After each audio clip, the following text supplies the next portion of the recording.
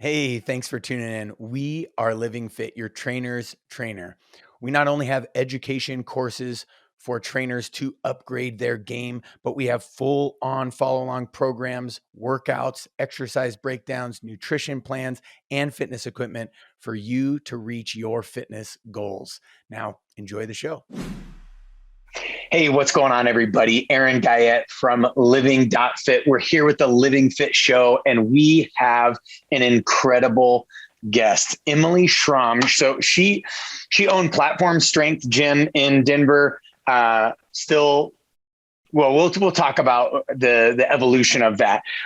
And now she has platformdaily.com, and more than that. So she didn't know this, but I'm sort of this weird like amalgamation of like hippie meets warrior. And I grew up with neo hippie or granola parents in Northern Idaho that were all about nature and all about growing your own food.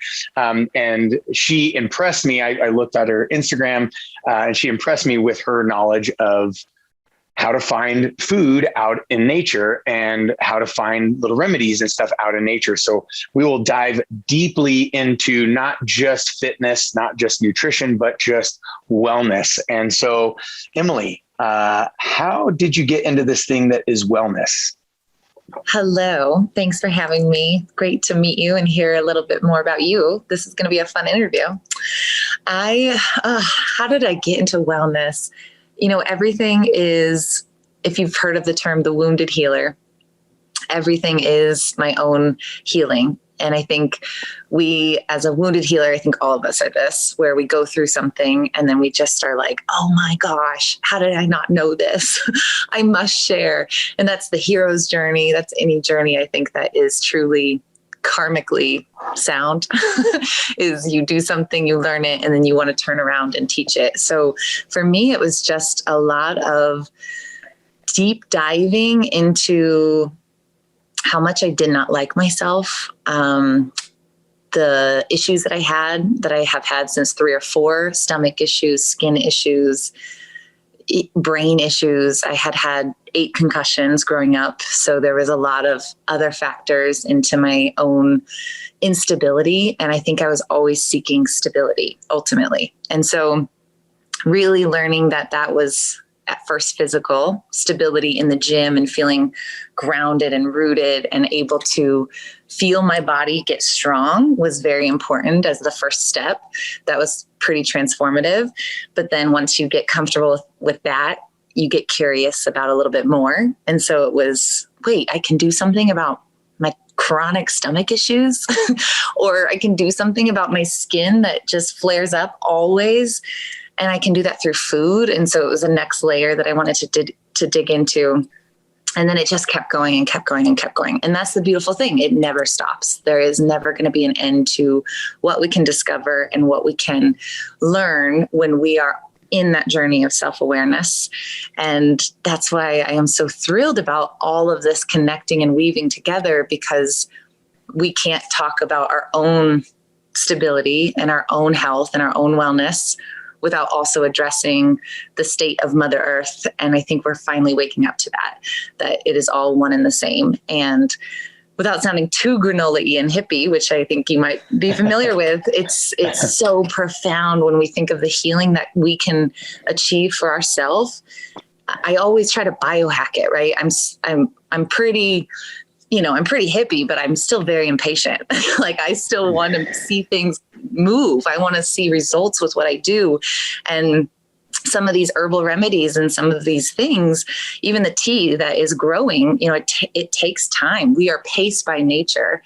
But I do believe when we combine our awareness of every level, physical, emotional, spiritual, and even another layer of really recognizing our role in taking care of the land that we live on, or being aware of the problems that we have, all of that can expedite our own healing because it is so connected. So I'm just a full wounded healer, always learning, always healing, and so lucky to be on this planet to do it with people right alongside with me. Yeah. So what, very curious, obviously super strong, and it seems at least as if you work out fairly often. But then also with all of this, self-reflection and self-awareness, and then awareness of your environment, awareness of the planet, awareness of, how nature can help. What were some of the education avenues, aside from obviously observation and, sort of, okay, what am I feeling and why am I feeling this? But what were some of the education avenues that you've taken in your journey that have helped you, whether it was a particular person or a particular course or things like this? Yeah. So first in general, once I realized how much I could tap into what I would always say, my own superhero, be your own superhero. The physical is just, let me just be a trainer. Let me see if this is something I want to do. So becoming a NASM trainer, and just in general, lots of different certifications in the physical realm, and then moving very quickly to nutritional therapy. And that was really what opened up my eyes to the connection of organ systems to muscle, and understanding that if my lats aren't activating, or if my hamstrings and glutes aren't firing, that actually isn't just a product of, or a byproduct of immobility or needing to glute smash my piriformis. It was my adrenal health, or it could be my pancreas and my blood sugar. And so that really blew the top off for me of the layers of integration, of understanding how connected it all was. So I started deep diving into everything I could, mostly lots of herbal books, old school herbal books. There's in Boulder, Colorado School of Clinical Herbalism that I participated in, workshops in the area. And then just in general, I think it all comes back to like how you process and learn information, and finding as many ways as you possibly can to absorb and be a sponge. And for me, the way I learn is full immersion. And so when I can really experience new cultures, situations, places, land, that's how I learn. So putting myself in places and with people who know much more than me and can teach me those things, because I think I'm just not a textbook learner as much as I wish I could just read it and be like, oh, I understand. I don't think that's how the world works anyway. And so it's just been really beautiful to open up to the idea that I wanted to learn more. And goes for everyone. And as soon as you put that out there, the doors open. And so that intention is just so powerful. So I feel very grateful for how things have unfolded in the situations. And, in general, like, it's kind of like Yes Man, that movie, Yes Man, you just start saying yes, just start saying yes. And it's like, oh my gosh, all these opportunities. And I was just thinking about that. And now you're teaching me about that. And I think that we all can tap into that once we are just like, hey, I'm curious. Let's start saying yes. And the door's open. Yeah, absolutely. It was something that I find rather intriguing and interesting, specifically in this industry, of trainers and wellness and fitness and stuff like that, is, most trainers, most coaches, even I think on the nutrition side, we are heavily visually kinesthetic learners and heavy on the kinesthetic. And so it doesn't, it totally makes sense that it's like, yeah, we will learn far greater and far more and be able to bring that to a level to other people at a much higher, deeper, and more quality level when we get to experience it and immerse ourselves in it. So, man, I think that's such a, wisdom without maybe even, you're talking about your journey, but I think that's just wisdom in general to anybody watching this, and our audience ranges from obviously members that are, maybe just off the couch or into fitness, all the way into trainers and coaches that are looking to get better. And yeah, reading is great and you can learn some stuff through reading, but man, how much better is it when you can take that information and actually start doing and experiencing. And we're just going to be far better off for it. Right. Yes. Yeah. Yes. And just a quick thought that came up just when you said that was, we all are in, especially the way things have changed the last 2 years. And I don't know how much you get into energy work or chakras, but thinking of all of us having this like we want to say things, we want to teach things, we want to be a part of something. And I think one of the biggest recognitions is when we do those immersions or we do those more experiences, or in general kind of surrender to, I will learn this in the right time. We end up being the ones who embody it and just teach through self versus teaching through voice.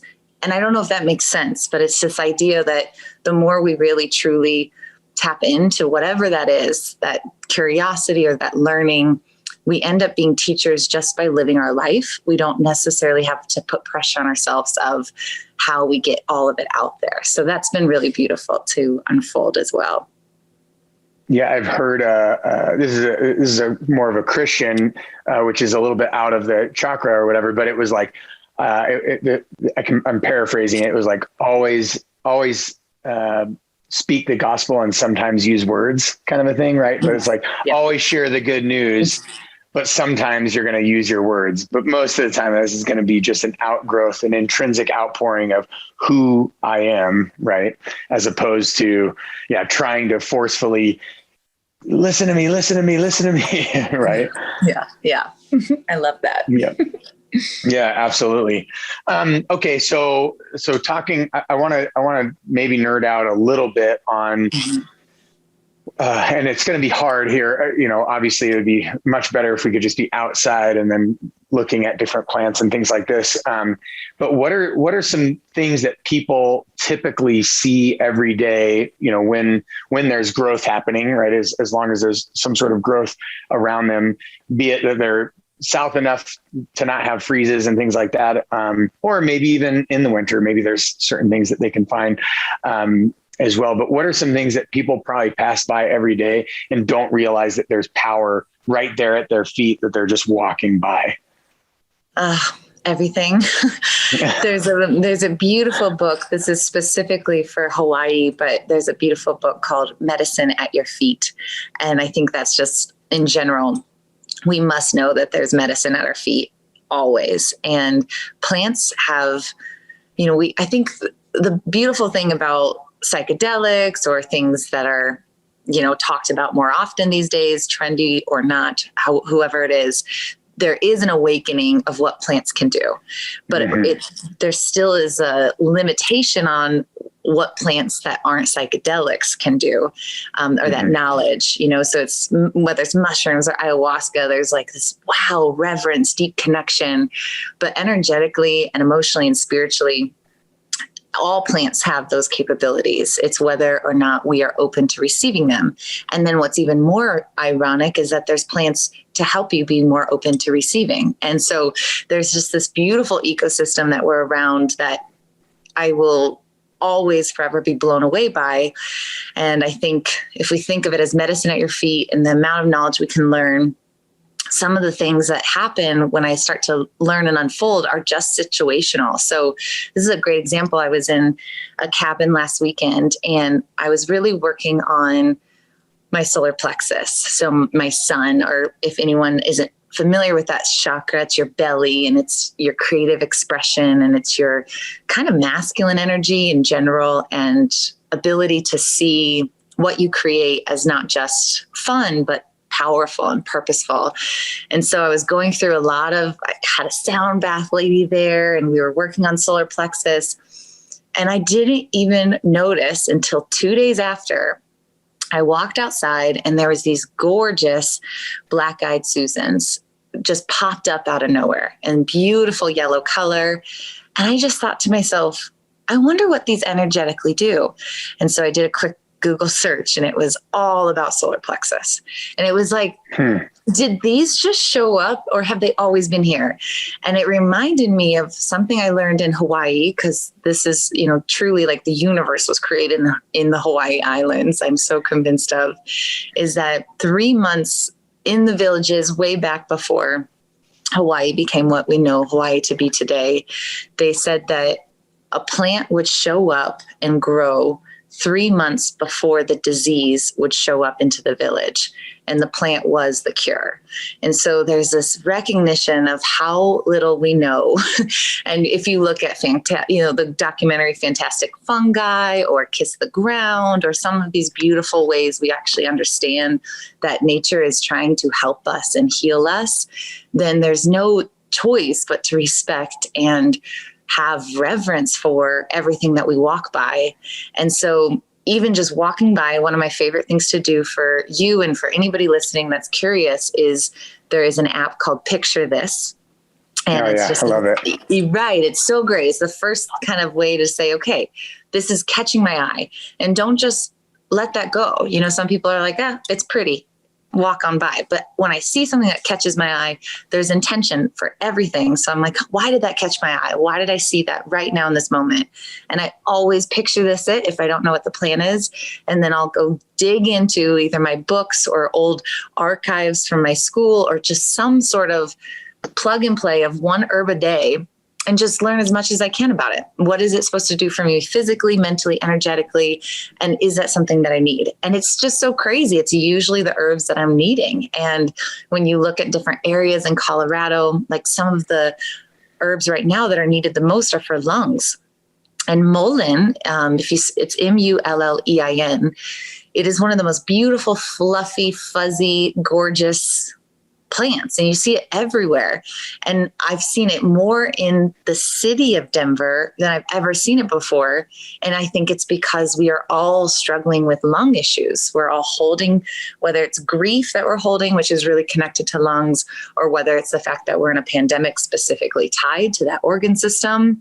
I mean, it's just mind blowing. It's like the plants are showing up.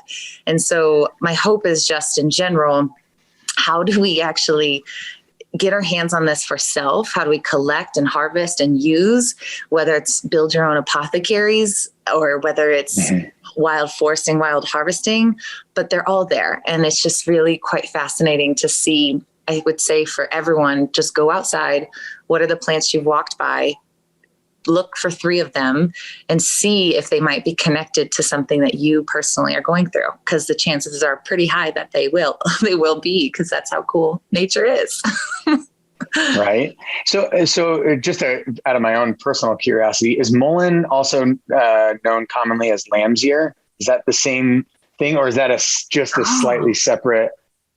I don't know, but it has that really soft, right? It has that really soft leaf, right? Like super soft. Super fuzzy. It can be sharp if you go the opposite way. So I don't know if lamb's ear is the right, but I love that it's also lamb's ear, because it's like just lamb in general has like this is a tangent, Aaron, I apologize. But when I'm looking at lamb energy, it's all about what we need the most too, which is compassion and nurture, because we're in such a harsh environment, and it's easy to just be like, like right now at the gym, we have classes coming back and people are finally getting into routine, but there's a different level of capacity that we all have, right? We have been put under some intense stress, and it's like, wait, I used to be able to do that. It's kind of like old PRs, but it is a different level. Like it's just harder to do what we thought we used to do. So we have to not think about it. And what we used to do, we have to redefine it. And so I think that it's perfect if it's also named lamb's ear, because it's this nurturing of self. That's all that we need. We all need more of that. And it's not more structure. It's not more masculine energy. It is literally peace of self and knowing you're doing everything you need to be doing. Yeah, I love that. I love that. And it's a great tangent, by the way. So let's take another tangent, because you did mention psychedelics and kind of talked about like psilocybin and some of these ayahuasca and some of these others. So I'm very familiar. I've worked with like Wounded Warrior Project, and in no way am I actually connecting Wounded Warrior Project to what I'm about to talk about at all. Because I know that they would frown upon probably me connecting that. And I've been in the Marine Corps. I've known a lot of like military guys, and I've been to combat, and they have too. But there's also, a lot of people just think, oh, PTSD only happens with combat. No, it can happen to anybody and everybody. And there is some incredible studies about how these psychedelics have helped, whether it's microdosing psilocybin or actually doing like sort of a mushroom ceremony or an ayahuasca ceremony, and basically like helping us to reshape our entire worldview and belief system, particularly and especially about this cyclical trauma that we keep, rooting back into, and it sort of spins us into a bad place, right? The whole disorder part of stress disorder or post-trauma. But then there can be post-traumatic growth. And I also work with a company called Special Forces Experience, where we put on trauma.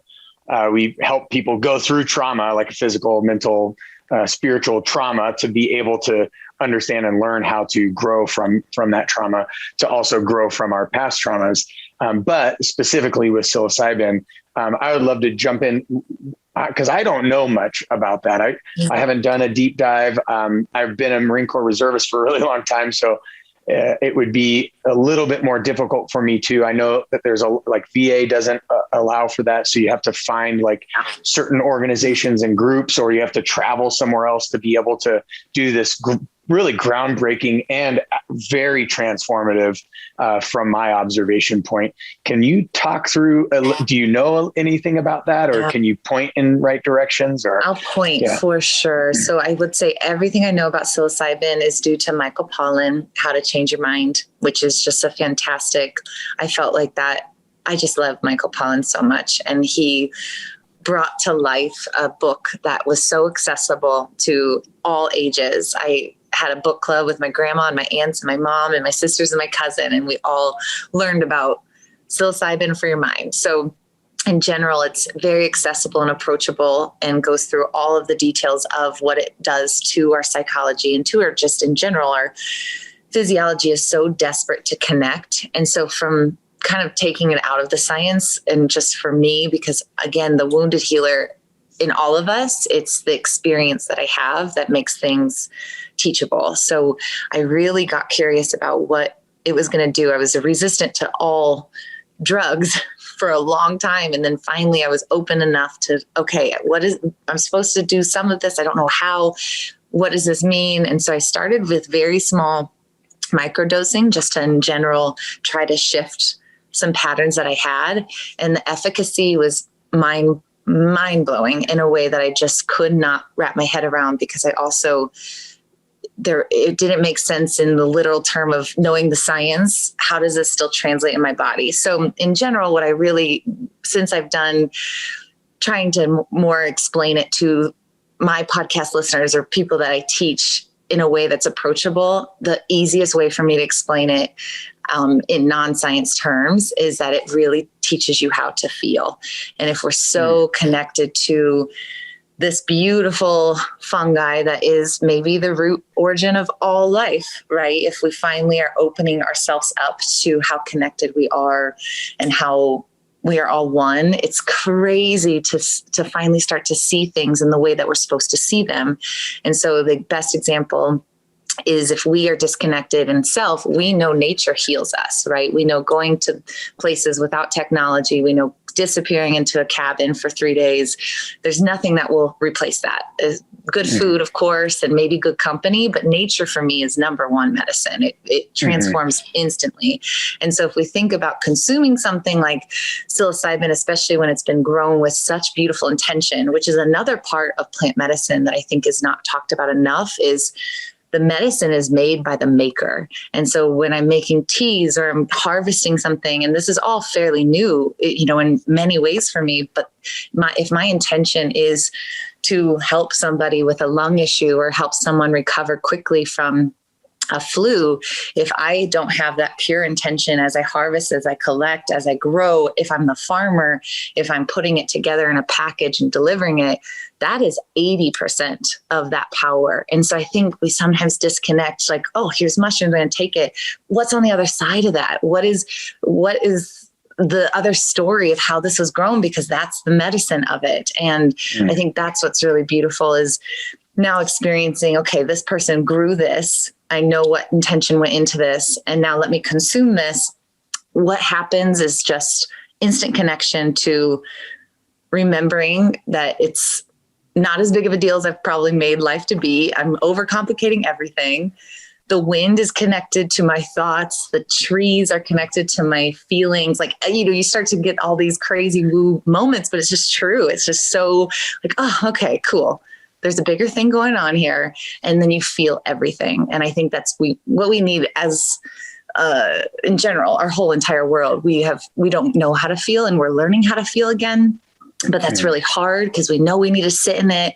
And it's just like a little bit more of a head game. These types of medicines help us get out of our head, and then we just feel it. We don't have to think about it. So that's been what's been the most helpful in my own healing journey, of like feeling energy in ways I never would have accessed without those plants. Just out of, again, personal curiosity, do you know a Daniel McGinnis or a Rick Alexander? No, I need to know all these names. No. So, I just say that I'm dear friends with both of them. And some of the stuff that you're saying is like, I've heard Daniel McGinnis say, and I think I know they just recently moved to Colorado. So we'll do a post connection or something. Yeah. For sure. And I think that they would just love your approach and the fact that you have the gym going and it's back up and running. Is that true? I know we said we were going to talk about that. Oh yeah. Thanks for, Platform Strength in Denver. We have classes in open gym. It's great. It's going so great. It's been fun. And now you've created this, right? A platform online for people to understand sort of your approach and how, like, all the stuff that we're talking about and beyond, of course, because this is just wave topping barely on the surface of a couple of topics, at platformdaily.com. Right. And so kind of describe to me how that works, and what's going on there, because you were talking about it a little bit and I was, before we started recording, and I was like, oh yeah, I want to hear this for sure.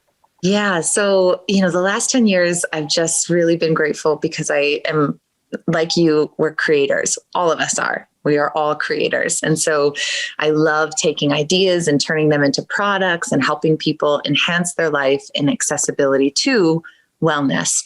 And so I had kind of all these different things happening, but the long story of it is that there is finally an awareness. I think all of us know wellness means many things.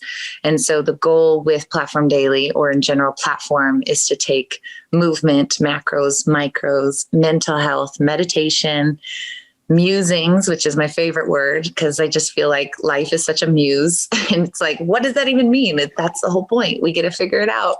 And then in general, Mother Earth and our connection to land, helping people understand that every single thing is equally important. And I think we always battle with doing really good with movement and not so great with macros, or crushing our macros, but not having capacity for mental health or meditation.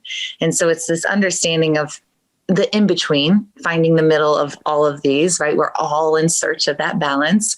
And so Platform in general is a platform for each one of those categories. And so we post daily a question of the day and a quote of the day, which is my favorite thing to do. I think there's like nothing better than a good quote. You're like, dang, it hit me so good.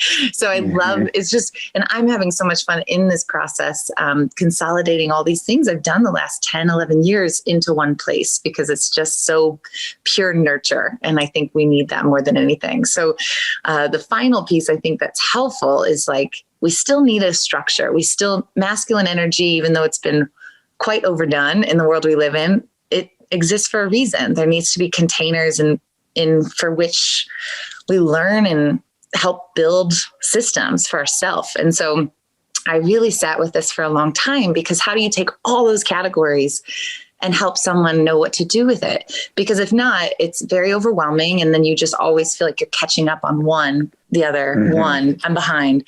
And so I created this personality test called the Bird Quiz.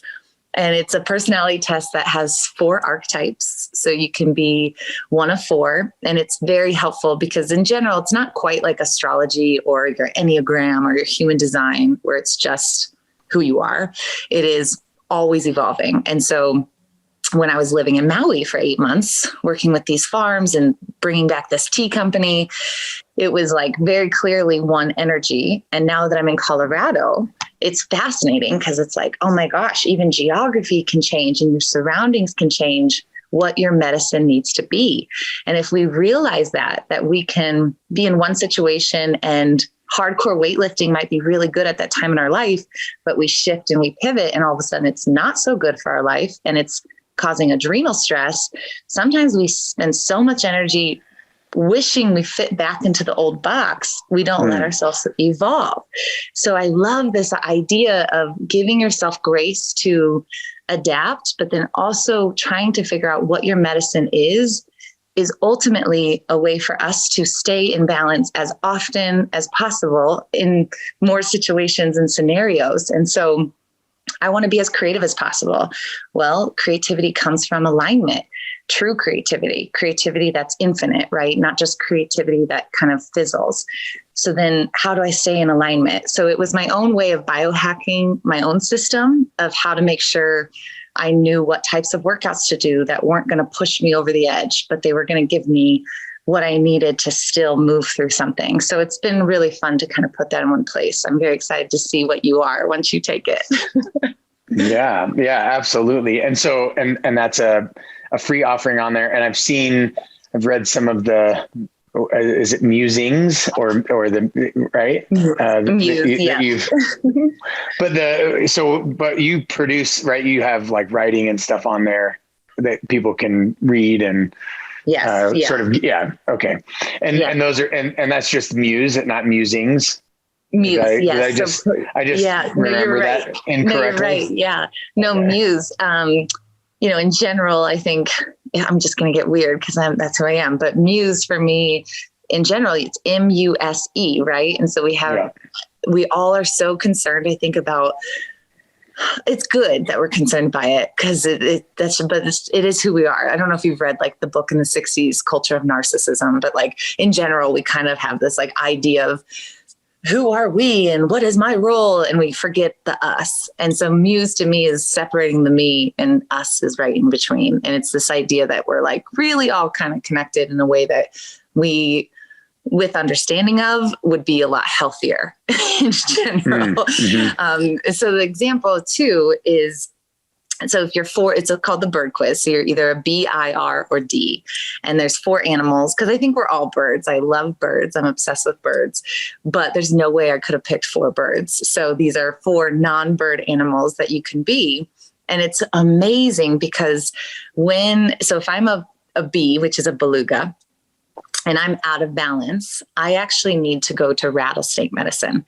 And so there's this beautiful way of seeing people in your life that are the rattlesnakes, that are just rattlesnakes. That's just who they are and how they naturally even you out and balance you. And so it's just been really kind of beautiful to understand people in your life that hold space for you without having to consciously try. And also the opposite of that, which is the mirrors in your life, the people who sometimes bring more resistance, that's probably going to be the mirror of who I actually am. And so we can increase our capacity and our general awareness to be more compassionate to those moments that tend to trigger us or feel like it's easy to put blame or be victim.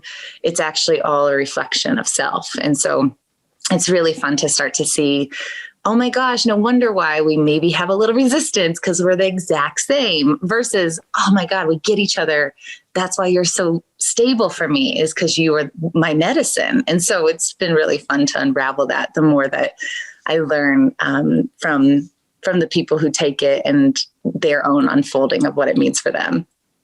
Yeah, absolutely. So do you have this as part of your gym members' experience as well? Or is this okay. Yeah, it's so fun because I came back from Maui and I was like, you all, we're going to get weird. This is so strange, but I love it. So if you go to platformdaily.com, it's always going to be the third thing. That's the quiz. So it's a 44 question quiz. You're going to be a little of all the types. And so you pick your top 1 or top 2. So I was tied for top 2 and I just leaned into it. And the coolest thing is the programming at Platform Strength. I came from bodybuilding. Then I found CrossFit and fully drank the Kool-Aid. And then I finished that, went to Olympic lifting, competitive powerlifting, just dabbled in what do I do with all this fitness kind of vibe. But I ended up landing on this idea that I just needed just enough structure And I didn't know quite how to communicate that except by putting it into build, burner, athlete. So if you come take a class, our flagship program, we have a lift and then you choose build, burner, athlete.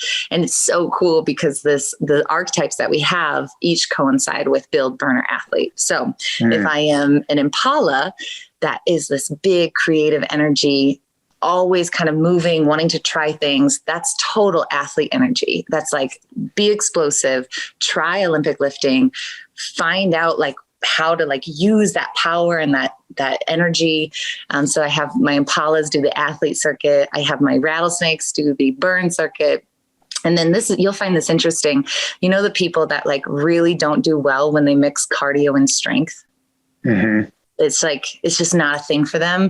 Those are always the deer. So the deer is really taking cardio and strength and separating them. And they do what is the build circuit. And it's been really helpful for them to not just in general, stay more engaged and not get burnt out because they're doing things that are in alignment with their own energy. But it's also really cool because it's fun to finally see how energetically it ties into just doing bicep curls. It's like the true bridge of Meathead Hippie and helping people understand how connected it is. Okay. So then I have to ask another, do you know Alpha Hippie? Have you heard of Alpha Hippie? Angelo Cisco? My gosh, no, I don't know. I'm connecting with you to him immediately. You got to talk on his show, Alpha Hippie. I've been a guest on it now a couple of times.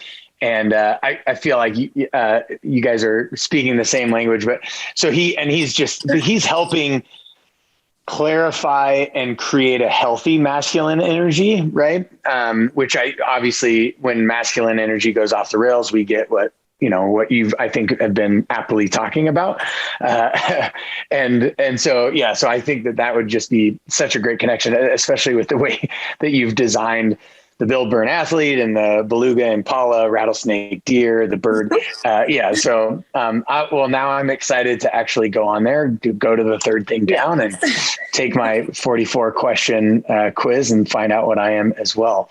Okay. So this is something, obviously we could dive into a ton more topics. We could really get after any one of these now myriad of things that we brought up, all obviously surrounding and helping with wellness and helping with our kind of self-understanding and nature that is around us that can help make us well. And man, some of the I don't know if it's lamb's ear, but mullein, I'm now gonna, I've got a couple of items that I'm going to be doing some research on, but something that we ask all of our guests, and I would love to hear from you because a guy like Angelo Cisco has answered in a very sort of almost spiritual, maybe even uber spiritual sense. And then we've had other people answer where it's a little bit more analytical and didactic and uber masculine maybe. And so there is no wrong answer, obviously, but just always curious. What is this concept or this principle or this thing that is living fit? What does that mean to you? Well, living for me, it is pain and it's uncomfortable and it is hard. There is no living without problems. And so it's fully embodying every problem. And so when I have kind of this idea of what is living fit and knowing that I want to be as healthy as possible, as creative as possible, as embodied as possible, it's ultimately like, I just want to find the balance. I want to always be able to be myself completely, teach people at the same time, and hopefully have fun at the same time. And so if we're all in that search, whether that's passion or purpose, in general, we just want to experience, we have to know that it is going to come with all the bumps, because the bumps are what get us to get curious enough to either make the change or recognize that change needs to occur. And so for me, I think I've just, especially the last year and a half, when you are fully out of control, gym shuts down, it opens up, shuts down, this, supply chain for backpack, tea, it was like nonstop, just like, oh my gosh, okay, full surrender. I know nothing. I never will know anything. I must, as much as possible, especially in an entrepreneur world, which I know you can relate to, we're in detail. We're always looking at detail because we have to in so many ways. But I zoom out. I always try to like visualize being a hawk or eagle, where I'm like, none of this really matters that all that much. You know, it's like, this is all really simple. Like, there is no wrong answer. Everything is going to end up in the same place. And it's all about my own ability to take with grace for self and for others. And just in general, that lamb came back up. It's like this compassion for this never ending problem solving journey that we're on. And so living to me isn't just, I think it used to be a search for happiness or a desperation for happiness. Now it has become such a gift to recognize that every problem I have is getting me closer and closer and closer to whatever it is that I'm supposed to do on this earth. And I think we all have big purposes and big to-dos. And we think that we know what those to-dos are. I think I thought I knew what those to-dos were so many times, you know, and I'm like, oh my God, I was so far off. I haven't even tapped into the herbs and this connection with Mother Earth. Now we are understanding what is needed at a collective level. That is what I'm finally understanding, is like everything led up to this point. So fully embracing the problems, seeing every problem as a gift, and knowing that living is sometimes kind of crazy and chaotic. Mm. And it's all about balance and self-containment and understanding how I feel and what do I do with that. And it's no one else. It's just me and my journey. And I will forever be living fit. I love that. Yeah. Thank you so much for sharing such passion and your values, and then also some of the ways that we can connect with you and learn from you and glean some of these things, not just with the test, but also, you know, with all of the different things on Platform Daily. Emily Schromm, thank you so much for hopping on. It was an honor to listen to you and to learn from you.